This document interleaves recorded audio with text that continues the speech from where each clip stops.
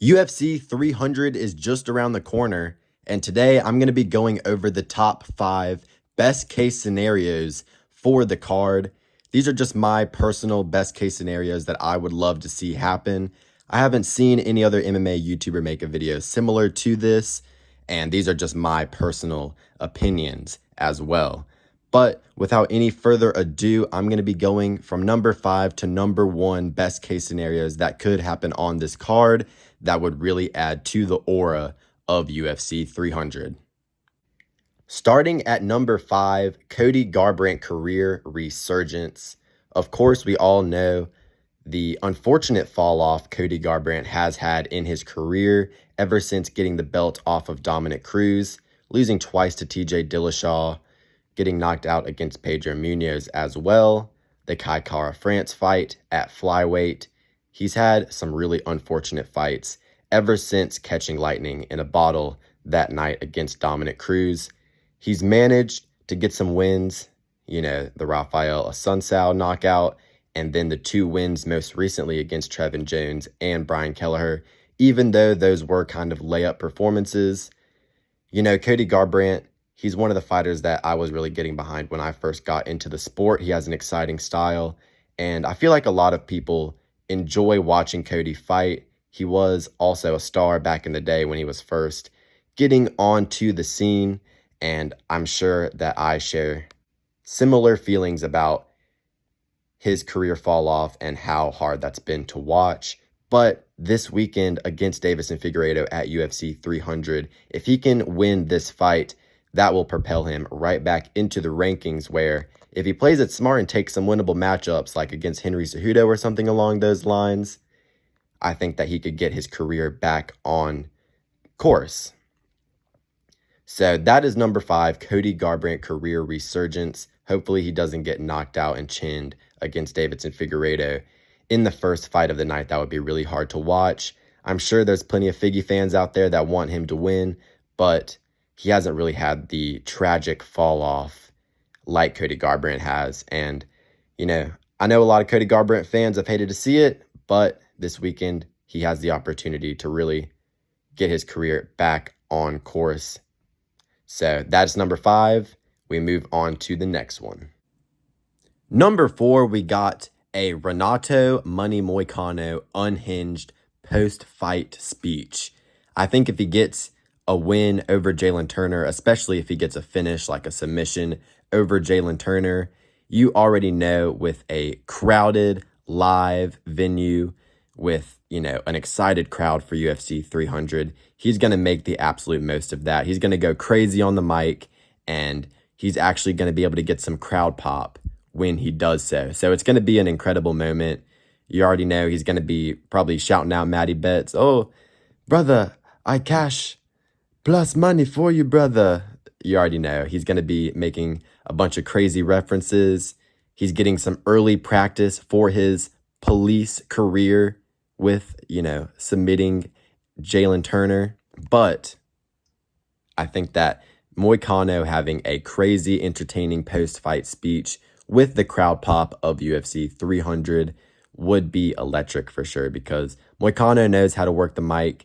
He's really entertaining, and I think that that would be a really wholesome and funny moment for UFC 300. At number 3, we got Jim Miller getting it done this weekend at UFC 300. If he gets a win this weekend, it'll just be a win right out of a storybook. Getting a win at UFC 100, 200, and 300, that's something straight out of a movie, and I think that that would be a really wholesome moment for Jim Miller. And Jim Miller is the crafty veteran. Just imagine if he puts on like a super crafty performance, like he's getting jabbed up and boxed up in the first round, and then in the second round, he's able to find his timing. He's able to fire really good hooks and overhands over the low guard of Bobby Green. He takes it to the mat and he gets a submission. Just the most crafty performance you could think of. Dude literally is like a crafting table in the octagon. And I think that he can definitely get it done this weekend. And if he does, he'll have that just epic storybook type of story. straight out of a movie. Jim Miller winning on 100, 200, and 300. And even though he said he wasn't going to retire in the interview this week, I think if he hangs the gloves up, he would get an incredible, ovation from the crowd, and it would just be a great, wholesome moment overall. So at number 3, give me Jim Miller winning, completing the trifecta of winning at UFC 100, 200, and 300, especially if it's a crafty man's performance. I think that would be a very nice, wholesome moment to have on UFC 300. Coming in at number 2, we got an all-time classic, just a great fight, an all-out war. That is coming in at number 2. And in specific, I'm looking at the BMF bout between Justin Gaethje and Max Holloway, of course.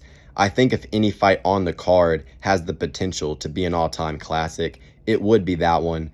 I could see that fight being a war, razor close, really hard to score, a lot of violence, and just an all-time classic that the fans would enjoy and be talking about for years to come. You look back at fights like Jones versus Gustafsson, Wei Lee versus Jan Jacek, Lawler versus McDonald, fights like that. I think that Justin Gaethje and Max Holloway have the potential to give us just an all-time classic, pointing down in the middle of the octagon, slugging it out.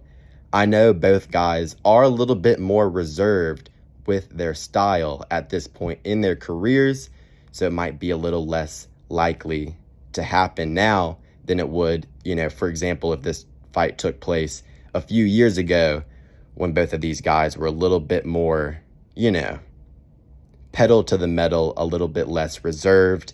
But with all that being said, I could definitely still see it being an all-time great fight. So at number 2, give me an all-time classic, just a war between Justin Gaethje and Max Holloway. Regardless of the winner, I would prefer it be Justin Gaethje just because I'm a big fan of him. But regardless of the winner, I think that all fans would love to see that. So that is my number 2.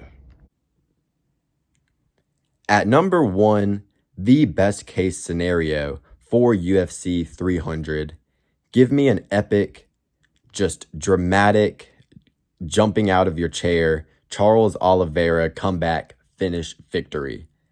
I could see a fight where Armen, he's getting Charles down. Charles isn't able to get much going off of his back. Armen's landing some ground and pound shots. Maybe he rides out the first round like that. Does the same in the second. And then in the third round, Charles Oliveira, seeming to be down and out, down 2 rounds, all the pressure will be on him for a finish. And I can just hear it now, just a perfect commentary exchange. DC will be like, Joe, Oliveira's going to have to do something crazy here, Joe. He's got to get the win here, Joe. And then John Anik's going to chime in. Charles Oliveira has came back from adversity like this before. And then Charles just goes on to get a crazy finish.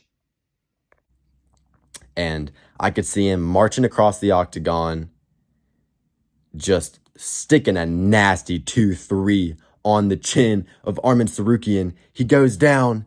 Everybody flips the fuck out. The crowd goes wild, and Charles goes for the ground and pound finish. He gets him out of there. Herb Dean steps in, and Charles Oliveira has that big smile on his face. He jumps out of the octagon. He starts doing his high knees. He goes to the commentary table. He starts talking to him. He hugs Dana White. He starts crying. He hugs his teammates. He goes back in the octagon. And you already know it's just a drama show whenever Charles Oliveira is involved. And that's why we love him so much. I would love to see this. He's in the octagon just crying after getting the victory. Joe can't even get his interview in because Charles is, celebrating with his team. One of his teammates is probably going to bring a JBL into the octagon after the win, just start blaring Portuguese, Brazilian gospel music. And, as soon as he gets that interview, he's snagging the mic off of Joe Rogan, and he's just gonna start yapping in the best way possible. Charles Bronx, speak a champion, Iluminado, obrigado. And just going on a tear, yaps for like 5 minutes straight in Portuguese, and I wouldn't even give a fuck because I'll be jumping out of my seat out of excitement and joy for Charles getting it done. If he just goes out there and starches Armen, though, in the first round, it's not going to be as dramatic. He's going to have to be down on the scorecards and come back from a situation where he just seems to be down and out.